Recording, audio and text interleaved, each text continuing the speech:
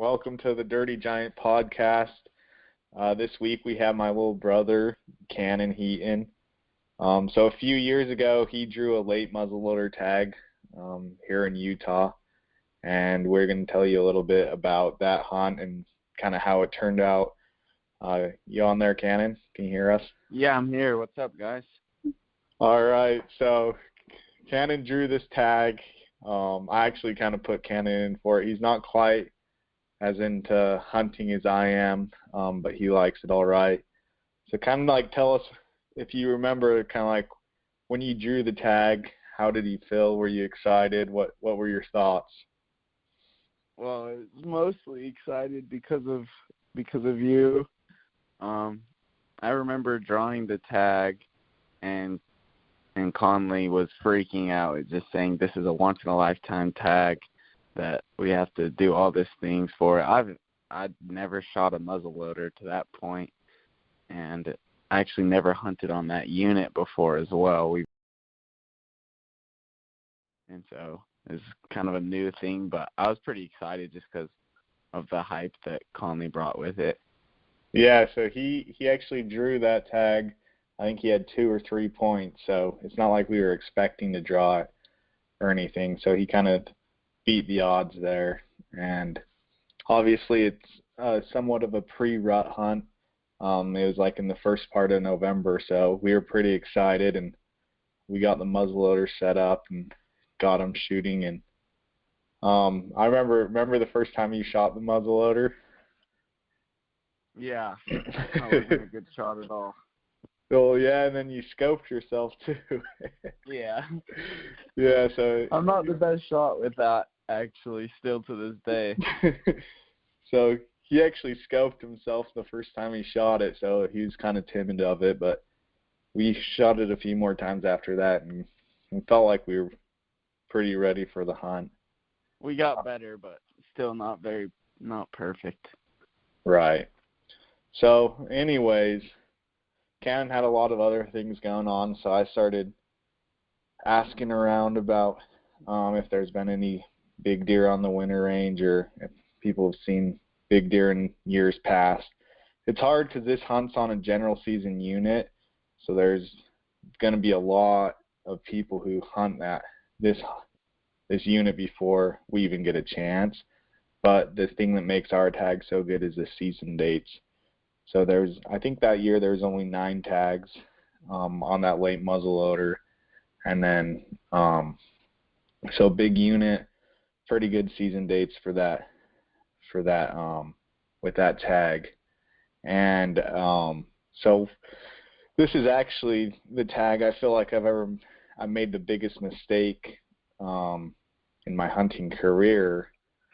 So a few days before the hunt, I was talking to a construction worker, and I couldn't really tell how much he knew about deer. You know, those people that are just like kind of like hunting, but you don't know how much they actually know.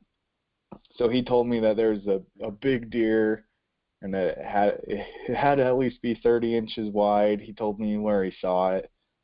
So I went there a night or two, and I saw a few does, and it kind of stayed in the back of my mind. I didn't know if it was going to be like a 30-inch willow horn buck, or kind of why, I didn't think it would be the type of buck we were looking for, so I just kind of kept it in the back of my mind. So anyways, the hunt started. I'll let you kind of tell that, Kanon. Do you remember the first few days? Yeah, the hunt started, and we brought some buddies out as well. I brought some of my friends, and Conley brought some of his hunting friends out.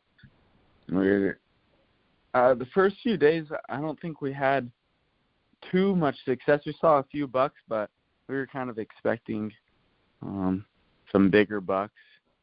And then actually it was on Conley's birthday. We saw the biggest buck that we've seen that hunt. And we were just actually in the truck when we saw it, so we were from the road, and that was the first one we saw. And we saw it before it saw us, and we sat at the truck deciding what to do. It was a pretty big buck, I'd say about probably 4x4, probably 27 inches wide. And I've never killed a big buck before this or before that point at all. And we decided to shoot, and just like what we said before, I'm not the best shot. And I actually missed that one on Conley's birthday. And the reason that I think we ended up trying to shoot is because we thought it'd be cool to kill it on Conley's birthday. So it was a pretty good buck. It kind of just came out of nowhere. We watched it for probably 2 minutes before we decided to try to kill it. Yeah. It was probably pretty close, right at, I'm guessing it's a 170-inch type deer, maybe a touch bigger. Yeah. But yeah, that's kind of the first, I would say, mature buck that we even saw that. So the hard thing about that hunt is usually the last couple of days are going to be the best because it gets deeper into November. So that hunt actually ended on the 8th that year, if I remember correctly. And so after that, the first like 3 or so days, a lot of our help had to go home and stuff. So it was just me and Kanon. And so this is kind of embarrassing to say, but we went and checked on that buck that I heard the rumor of from the construction worker. And we pull up there, and there's a guy with a big camera. We glass up a couple of doe, and we even glass up a bobcat. And so I kind of stop and talk to the guy. I'm like, hey, have you seen any big bucks? We got this late muzzleloader tag. And he told me he was taking pictures of rocks. And for some reason, I still don't know why. We knew he wasn't. Yeah, we kind of knew, but we just kind of bought it and we believed it. And we didn't put too much time into that spot because still I didn't think that the guy I originally talked to really knew what a big buck was. And at this point in the hunt, we wanted to kill something pretty special. So anyways, but we you left remember you talked to him. You talked to that guy, and he said he was taking pictures of the rocks, but he was like in his little truck, and I think he even had like a sticker on the back of a buck or something, and we thought it was super fishy. Like we're like you got back in the car, and you're like, I don't think that guy's taking pictures of rocks. Like that's just weird to be here, because like so there wasn't much like rocks to be taking pictures of. Right. Yeah. So. Yeah. We thought he was kind of telling a bluff a little bit at the time, even. But yeah. So at the time, it was weird because we knew that there was only eight or so tags for that unit, and so we just didn't really know what was going on or whatnot. So anyway, we started going off and chasing other deer, and then the rut just wasn't really that heavy. And like I think we had 2 or 3 days left, and we'd been looking all day. And then my buddy Tanner was trying to get a hold of us, and he found like a mid 170s type deer that we were going to come look at. And we found all the deer that were with that buck, and we could never get on it. We were just kind of getting a little frustrated because really we weren't even seeing that many bucks, let alone the quality of buck that we were looking for. So try and tell us about that night, if you remember. Yeah, so we were that whole day we were trying to look for that buck that Tanner glassed up for us, and when he glassed it up, it was kind of bedded. And then he actually had to go home, Tanner did, that day. So we kind of went back to the place we were staying once it got hot in the middle of the day. And we decided to go out at night, and we were just driving our truck. And we were actually going back to the places we were where Tanner saw that buck.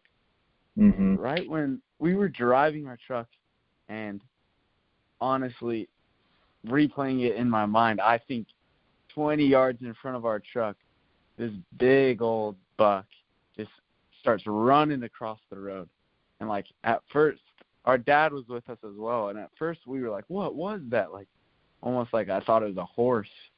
And then it kept running. So it was on a full sprint when it crossed. So we hurried and stopped the truck, jumped out, and Yeah, so I remember too, like, so I pulled up the binoculars, and obviously it was a big bodied deer. It was all rutted up, and all I remember is it had his main beams were so thick and bladed and really long, and then it forked off of both of the G2s, and then had maybe a cheater or two on each side. So it was a big deer. I still don't feel like I got a good enough look at it to be able to tell you what it was, but it was I feel like I could say it was between 190 and 210. Could have been anywhere in there. It was definitely it was definitely a big deer. It was a big buck, and so I heard him jump out of the truck, and my dad pulled out Conley and my dad were looking through their binoculars. So I just was standing there, and I just took my first shot standing up. And actually, my dad, after I shot, he said, "You hit it." And so I was pumped. Yeah, you thought you hit it. I thought we hit it the first time. And it I think it just went right over its back, maybe close enough that it knew that it was getting shot at for sure. And it kind of like jumped up. I think that's why Dad thought we hit it. But then it started running away again, and so me and Conley actually started like sprinting after it because it was just sprinting. And so we looked for blood a little bit, and we actually saw it again. It was too far to shoot, but we kept like tracking it or whatever. We kept on it, and we got to a point that we were in a little valley, and we were on one side, and we saw the buck on the other side. And so we had one more shot at it. And so this time I took my time a little bit more. I think I got down on my knee, tried to stabilize the gun a little bit better, and I actually missed it again. So when I missed the second time, Conley just dropped on his knees, like literally. He didn't even say a word. He just dropped on his knees and then just put his face in the dirt and just wouldn't talk for a whole 60 seconds. We just sat there, and because after I shot the deer, it ran away. It was long gone, and we just kind of sat there and didn't talk to each other for a while, and just didn't know what to say because it was definitely the type of buck we were looking for. We had two pretty good shots at it that I definitely should have done better at. Yeah, well, I just remember it worked out perfect because he's broadside probably 90 yards after we tracked him for probably an hour and a half. And he was just right there. And since he shot the first time, we reloaded because we weren't expecting it to cross the road. So we just reloaded and left. We didn't even have extra reload, so we only had one shot. And so I was like, just take your time, make a good shot. And I thought you were going to smoke him because it was right there. So, yeah, that was pretty disappointing. That was one of the most disappointing hunting moments. So, anyway. The whole hunt was just kind of disappointing. Like even that deer that Tanner saw and that he said he bedded, like we should have been able to get that as well. But yeah, we had quite a few chances at some pretty good deer. And then, so needless to say, we were pretty discouraged after that. And then Kanon and I kept going back there in the mornings and the evenings to check the does there that he was with, and there was always like 160 type bucks with him. Maybe one that I remember the one morning there's like one that might have been pushing 170. Yeah.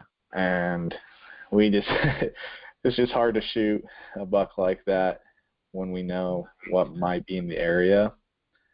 But also, like, you'd never shot a bigger buck before, so we kind of wanted to get you one. So anyway, that brings us to the last day. So we had to call in some reinforcements. We called in my buddy Jeff Baird, and he kind of made some calls. I think he called Johnny Roundy, and we got some spots to try. And since it was the last day, we were just ready to kill something. You kind of remember what happened there? Yeah. So this time we were just driving again, actually, in our truck. I think we hiked that day and tried to go back a little deeper, and we didn't see anything. Yeah. We got back in our truck, and we were kind of zooming along. I don't remember when. I think it was probably midday, so it was after the morning hunt. After the morning hunt, so we were kind of zooming, and then we saw the buck kind of peek out through the trees, and we could tell it was a pretty big buck, and so we hurried and stopped, and then we looked at it. It was just kind of the same type of buck that we saw the first day that I missed, and so we figured that if I shot at it the first time, it wasn't the same buck, but it's definitely the same type of buck, a big. Yeah, it's just a mature-looking deer, decent forks all the way around, good eye guards. Yep. And it's probably right around 170. I think we scored it just short of 170, but yeah, it's that kind of deer. Yeah, it was your first shot, and it freaking dropped. First shot. What's interesting is that was probably one of your tougher shots because it was starting to get nervous, and then it was moving a little bit. Yeah, and I think, what was that? I think it was a 190-yard shot with your muzzleloader. Yeah. Yeah, but you knocked it down, and so that is pretty sweet. I'm glad you got one. And then, so kind of to wrap it up, what ended up happening is, as we were kind of cleaning that deer and talking with Jeff, we found out that right where we were looking for that rumored kind of 30-inch buck that construction worker told me about, and that buck was actually the governor tag buck, and they ended up killing it that morning.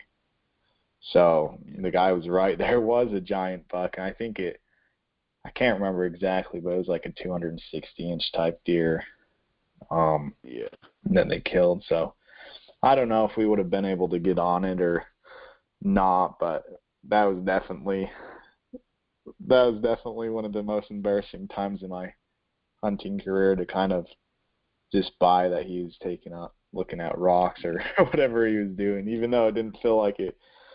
I should have been smarter with that. I just didn't think the governor tag would be in that unit, but we were pretty bummed after we figured that out. It was a really interesting hunt because we ended up killing a pretty good deer, especially for me. It was still the biggest buck I've killed, but it's just we've had so many other opportunities, and then the governor buck, and that we felt like we could have done better. But it was still really fun, really memorable hunt. So yeah, we definitely talk about it a lot. I feel like if we could do that hunt over again, that we would definitely probably do a lot better. It's hard because I don't know, it's just a difficult unit to kind of figure out, and yeah, but at least you killed your biggest buck to date. So yep. What would you say is like the biggest thing you learned on that hunt? Well, the biggest thing I learned on that hunt, probably, I definitely wish we could have done something different with trusting the guy taking pictures, but I definitely wish I could put more time pre-hunt into knowing how the muzzleloader shoots, because I definitely should have should have killed that buck that we saw. And I really wish I would have. I still replay it in my head today. I just wish we could know exactly how big that deer was, because obviously everyone was pumping. It kind of came out of nowhere, but it was definitely a big buck. So it was, yeah. So yeah. That's what I would say I learned, is just putting in the time before the hunt to make sure that you can take your opportunities. Yeah, for sure. Well, sweet. Thanks for coming on and telling the story. Thanks for having us. Thanks for having me. Hey guys, thanks for listening to this episode of the Dirty Giants podcast. We're going to be putting out a new podcast every Monday, so be sure to watch for that. And we thank you guys for listening to the podcast. We'll see you next Monday.